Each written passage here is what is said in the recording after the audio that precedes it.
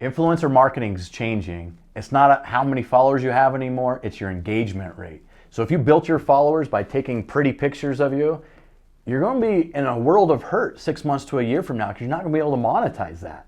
Build your brand by building value to your consumer and increase that engagement. That's what brands are looking for.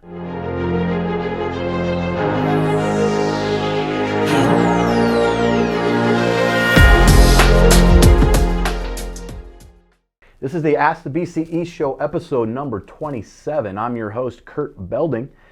That is the Blue Collar Entrepreneur Show. I am the Blue Collar Entrepreneur. You know, if a lot of you guys are watching these videos, I'm sure you've never seen me before, don't know who I am. You know, what gives me the authority to talk about small business and running businesses anyway, right? So let me give you a little bit background. I've been running businesses since my early 20s. I've actually built 6 companies from scratch. We gross revenue, multi-millions of dollars in revenue.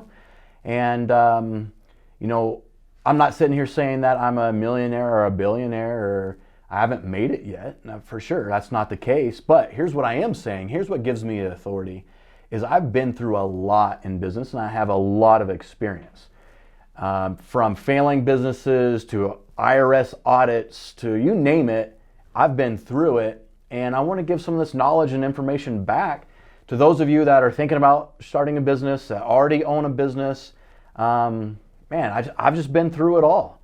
And, you know, I don't want other people to make some of the same mistakes that I made. So you can listen to this content for free, 100% for free, and use it not to make the mistakes that I made. So again, this is a Q&A show. It's called Ask the BCE Show. So if you're live, send me some questions. If you're watching these videos later, not live, and you want to ask a question or be on my show, DM me. Hit me up with a message on YouTube, Facebook, Instagram. This is where I deploy all this content. Come on in, Kayla. The topics for this show, I'm going to talk about a couple topics, and then I'm going to get into questions. So the first topic I want to talk about is, last week we talked about marketing and how to market your small business. I want to also talk a little bit about influencer marketing and how that's changed a lot. And if you have questions about that, let me know, send that in. So influencer marketing is a little bit different. When I was younger, in my 20s, there was no such thing as influencer marketing. Marketing was TV, radio, billboards, print ads. That was marketing. Now there's this thing called influencer marketing. When social media became more prevalent, Facebook, Twitter, Instagram, Snapchat, now we have what's called influencer marketing. And so what's the difference? You have these influencers, which are people that have a following on social media. And I know a lot of businesses out there, especially you guys, small business. Maybe you own a pet shop. Maybe you sell cupcakes, whatever it is. It's small business. And a lot of you guys don't believe in the influencer marketing, in the social media marketing aspect of this. And I want to open up your mind a little bit. What's the difference between a TV commercial? What's the difference between the radio ad, the billboard, the print ad, and social media? There is no difference. It's exactly the same. It's just on a different platform. You have to market and advertise where the consumer behavior is. So if people are consuming Instagram, that's no different than a billboard. But now, social media is underpriced compared to that billboard that may cost $10,000. You can put $25 on an Instagram ad. Super cheap. And you get, I think, way better return on investment and way better views on that billboard or Instagram ad. So if you own a small business, start marketing on social media. Check out social media influencers. It's no different than the marketing 30 years ago. It's just a different platform that you need to learn and use. And actually way easier now because you can actually do all the marketing yourself. You don't have to hire a marketing company to create TV ads for you, to print the billboard, to print the ads and then deliver them to all the mailboxes. You do all this yourself. I do a lot of my own marketing myself. Isla does a lot of the deployment of social media. Kayla, you run the Body Rival. Like, we all do this ourselves. So way cheaper. You don't have to pay that middleman to do it. Influencers, it's the same thing. It's pretty much like, you know, there's 300 different TV shows and different demographics and populations watch each TV show. If you're a Fit Republic, or not Fit Republic, if you're a social media influencer out there, it's your TV show. And you may have 5,000 people that are watching your TV show. You may have 100,000 people that are watching your TV show. That's really what it is. It's no different. It's exactly the same. So that's a little bit on the differences nowadays in marketing compared to what they used to be. Small businesses, you need to be taking advantage of this. I know when I had small business before social media, I couldn't afford billboards and TV ads, and even radio was pretty expensive. So I'm stoked that we have social media marketing, because I can actually afford to do it and get big return on investment. So I know we got some questions. Let's jump into some questions so I can ramble and rant about that. All right. Polygirl5, can you recommend a low carb protein shake? Can you recommend a low carb protein shake? Yeah, for sure. I mean, that's a big part of what I do is nutrition and sports supplements. So here's the biggest thing about picking out a protein. Depends on what your goal is. If you're trying to gain weight and you're a hard gainer, you actually want carbs in your protein shake. You can put it in your own carbs. Oatmeal is a great way to do it. Or you can buy like more of a weight gainer that has carbs in it. But if you're not trying to gain weight, and maybe you're trying to gain muscle and stay lean, it's great to have low carb protein, because then it's straight just protein. The biggest thing about protein is you want it in your body as long as possible. So you want to take a multi-sourced protein. Proteins that have a whey, which is a fast-acting protein, gets in your body fast, but also a casein or an egg protein that's a slow-digesting protein. You want to combine those. You want those together in your protein. So whatever brand you guys like, obviously we have a bunch of them here at Fit Republic, but whatever brand that you're buying, look at the label, make sure it has a nice whey. Whey isolate's nice, nice and clean, and make sure it has either a casein protein or an egg protein to keep protein in your body a long period of time. That's what you want out of your protein shake. So that's protein. Martin86, what's the most rewarding part of being your own boss? What's the most rewarding part of being your own boss? Man, you get to do what the hell you want. That's the most rewarding part. Like, if you've built a good machine that you don't have to physically be there operating your business, I could do whatever I want. I just went back to Nebraska, saw family, took an entire week off, did some turkey hunting. I love to hunt, so I'm doing whatever I want. Now I come back and work hard because I'm continuing building that machine, but that's probably one of the most rewarding things is the flexibility. But again, you have to earn that. Like, there's a lot of business owners out there that buy a business or start a business that they think that day one they can not work their business and go do whatever the hell they want, and then they're out of business in 6 months to a year because they didn't even build their machine.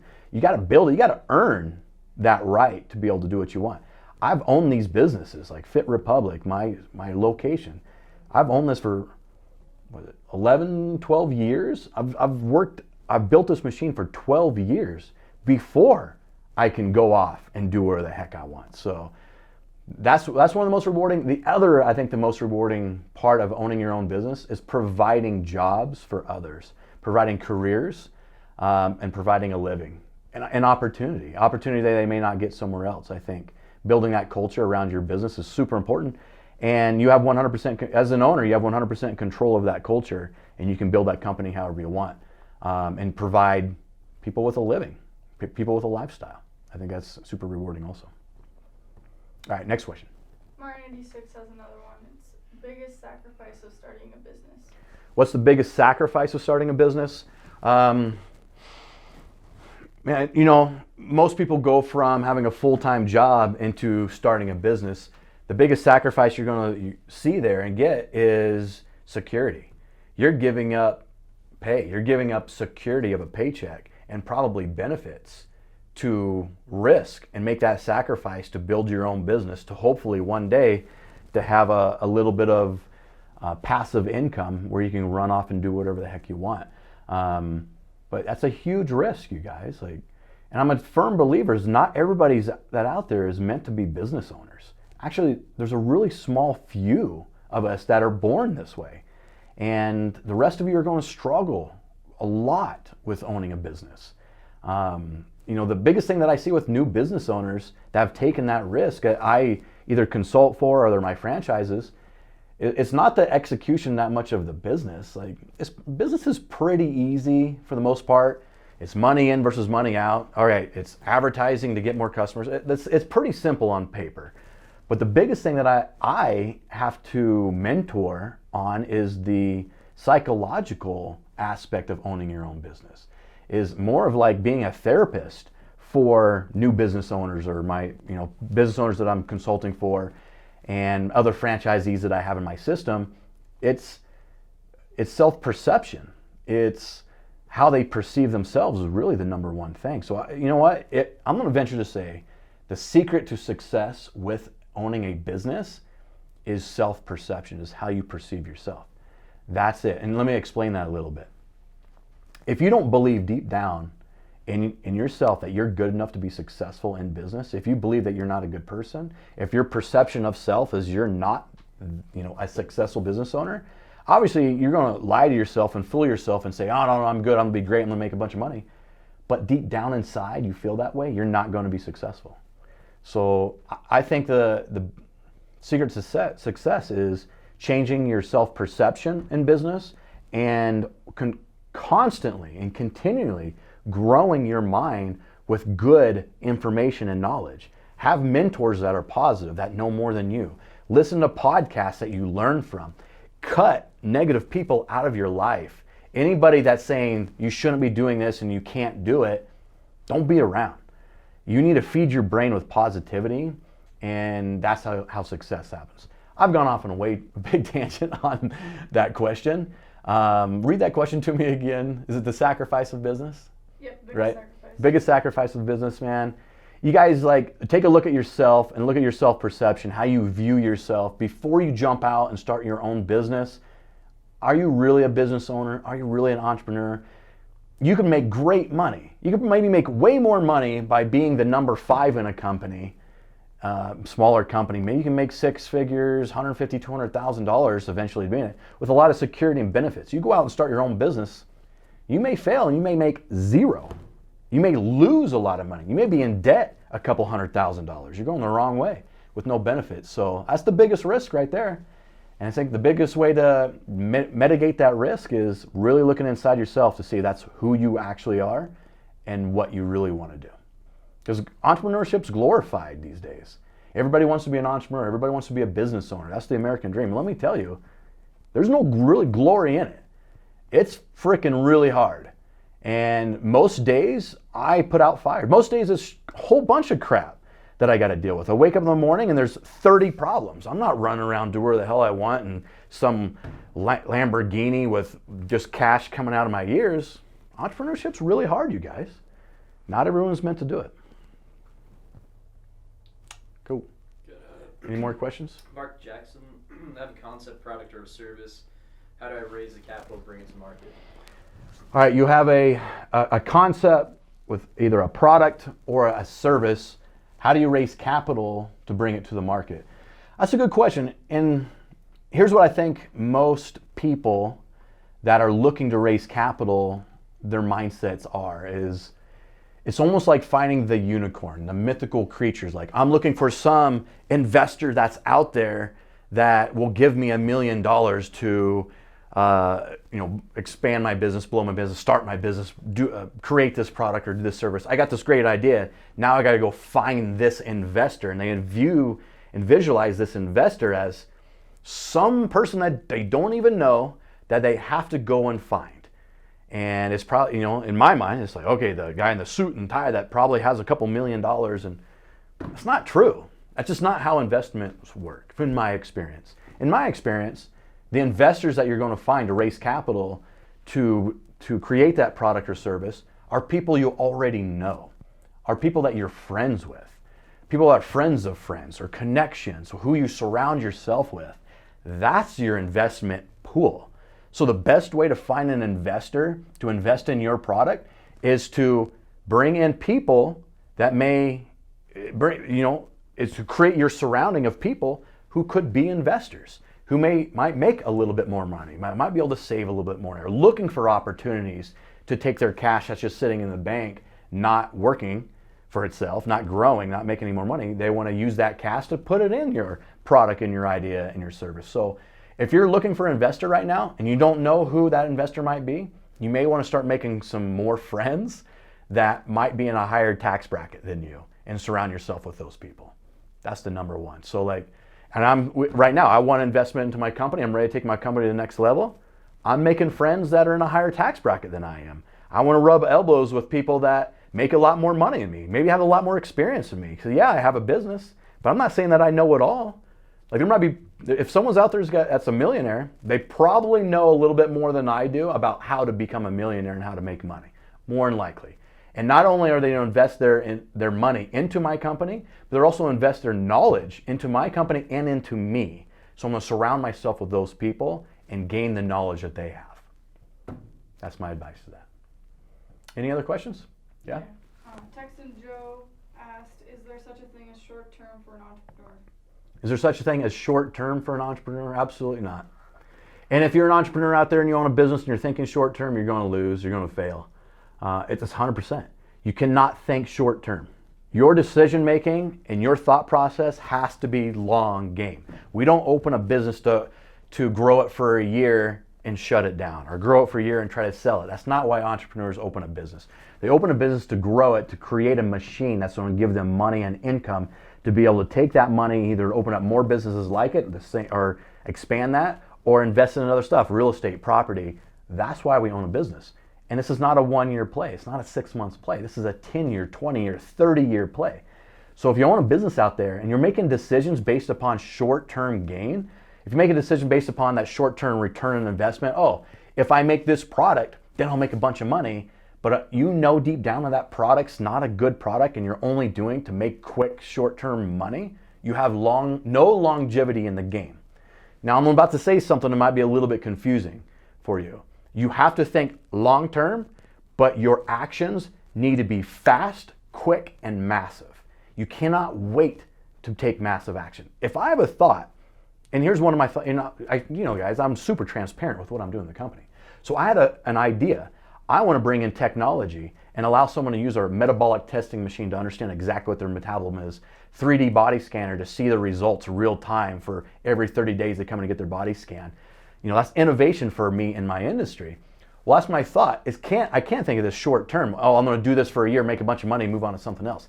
Absolutely not. This is a long-term change of my business model by bringing in this technology.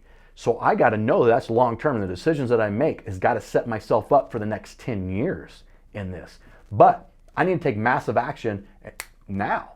I can't sit here and think about doing this change that is going to affect my company for the next 10 years. I can't sit here and think about doing it for 6 months and mulling it over, should I or should I not. If it's the right move, you need to do it now, and you need to do it fast.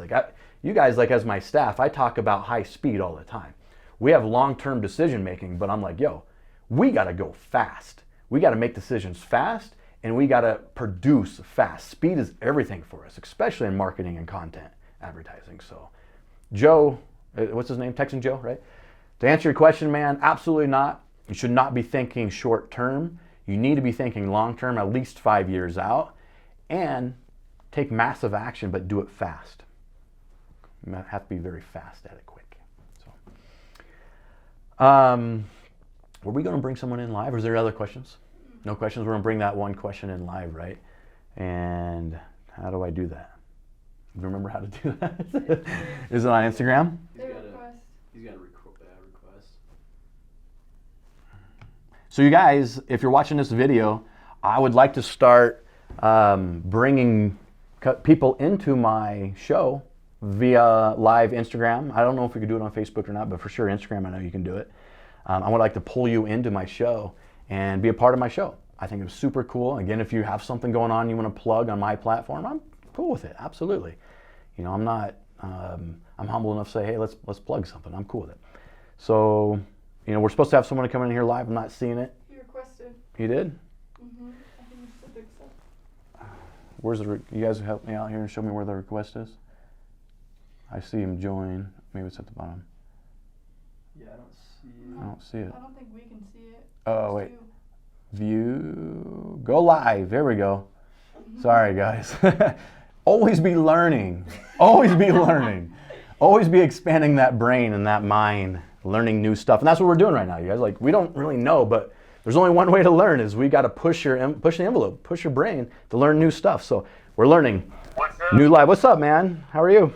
Good, how are you? Good. You got a question for me today for the show? I do, yes. I want to touch on the influencer portion. Yeah, the influencers that we're talking about. So let's say you don't have a business or you don't own a business. What's the benefit of building your own personal brand? You don't own a business, you don't have a business, but you want to build your personal brand, and what's the benefit? Yeah, that's a good question, man, and it's changing fast. When influencer marketing first started, first of all, no one believed that that's actually a way to monetize or make money, right? Like, and when people were actually doing it, it still wasn't believed. Like, people are making big money on influencing, being a social media influencer. Like, there's people out there making millions of dollars. Like, I know a YouTube kid, I don't know him personally, but there's a YouTube kid that's made $10 million last year just reviewing toys. They buy a toy, or they don't buy anything anymore. The company sends the toy over.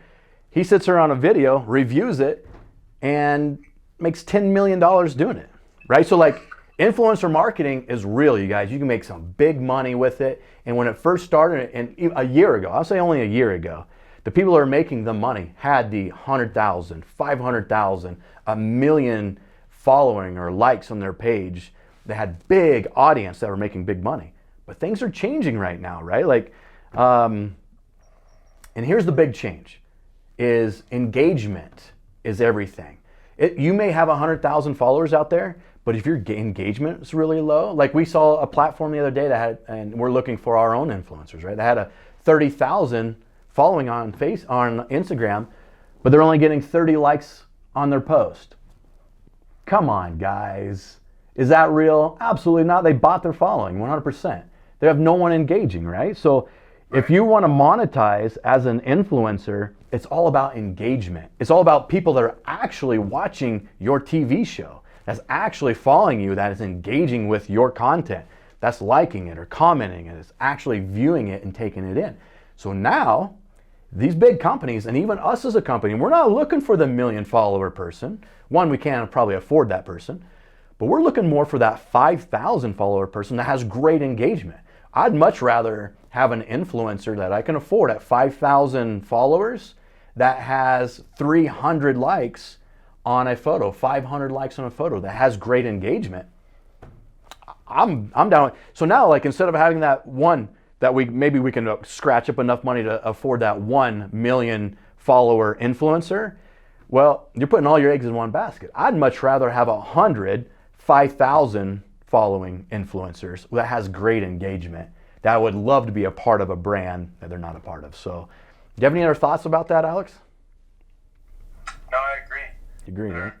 Nowadays, I mean, it first started off as, whoever has the biggest following, that's what everyone is trying to achieve. But now, I think it's leaning more towards, just like you said, engagement.